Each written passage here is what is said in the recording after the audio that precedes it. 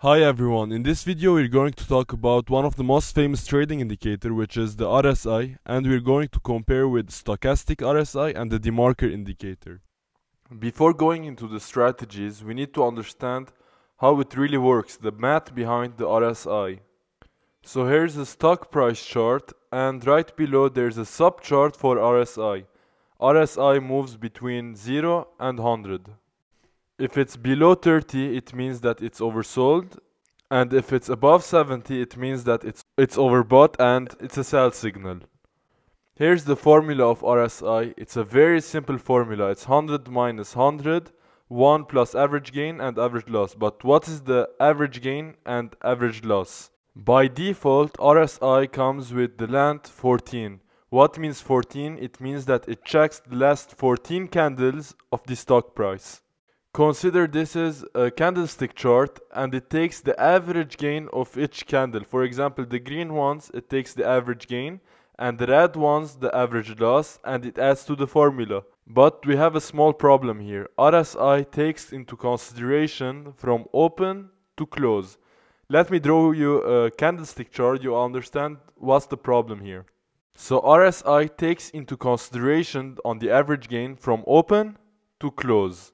The average gain on this green candles is, for example, here 2 plus 3 plus 1 plus 5. He takes the average and it adds to the gain. But check the problem here. Here from open to close it's 0, but it made all this move. Here's come the importance of the Demarker indicator. Demarker indicator takes into consideration from candle low to candle high. So he uses volatility in our advantage. By the end of the video, I'm going to show you a perfect example on how Demarker is much better than RSI. So that's why I find the Demarker indicator more effective and better than RSI. We still need to understand the formula of the RSI. Why 100 is overbought, why 0 it's oversold. Let's consider if the average gain is a lot. Okay? The average goes to infinity. And average loss is almost 0. So infinity over 0 plus, it's equal to infinity. And if we add infinity on this formula, it means that it's 100 over infinity. It means that it's 0. So 100 minus 0, it's 100. So that's why if the stock price went a lot, it means that average gain went up a lot. The RSI goes to 100, which is overbought. Now let's consider the average loss is a lot. It means that the stock price is going down. So average gain is an X number over infinity. 100 divided by 1 plus 0, it's equal to 0 because it's 100 divided by 1. And if you subtract with 100, it's 0. 100 minus 100, it's 0. And that's where RSI shows an oversold state when the stock price is going down. We still did not cover the stochastic RSI. This indicator is very close to RSI, but it's much faster and more sensitive. Why it's faster than RSI? Here's why. Since the RSI takes the average gain and the average loss, if the stock does a sudden move downward, it will take time to update because it's taking the average of the other candles too. And since stochastic RSI, it's much faster and more sensible than RSI, it will take into consideration every single move. This is the stochastic RSI chart. It has two lines on it, K and D, and it moves between 0 and 100.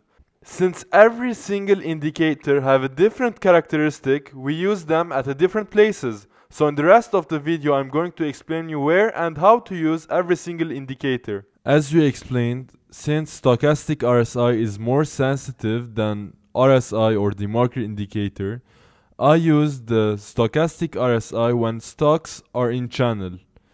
Check a perfect example on MMM. I alerted to buy MMM right around here because I saw that stochastic RSI is oversold and the stock is moving in this channel. Check how it perfectly works every single time. When it's low of the channel, stochastic RSI shows an oversold state, and when it's around the high of the channel, it's a sell signal. Same here and here, oversold, overbought. And it happened the same thing when I alerted to buy. I alerted here and I sold whenever stochastic RSI made its move high. So whenever a stock is moving in a channel, the stochastic RSI is the best indicator to use. RSI could still work, but definitely stochastic is a better choice. You're going to really like this part. In this part, I'm going to explain you exactly the difference on AAPL between the Demarker indicator and RSI. If you remember from the beginning, I explained you RSI just takes the average gain and average loss from open to close. After the split, Apple was very volatile and it did crazy upward and downward moves. But in RSI, it's neither oversold or overbought. So there's a problem here. Because the stock price was a bit choppy, but it was a very downward move. Since RSI only considers the from open to close, it did not consider the volatility of the stock.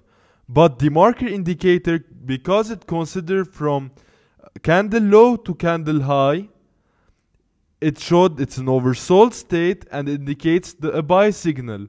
So if you bought Apple here, it was a great buying opportunity. Since then, it still did not go downward. Same thing here. The price was a bit choppy and RSI takes into consideration from open to close, but it's a clear downward movement. But the price movement was choppy.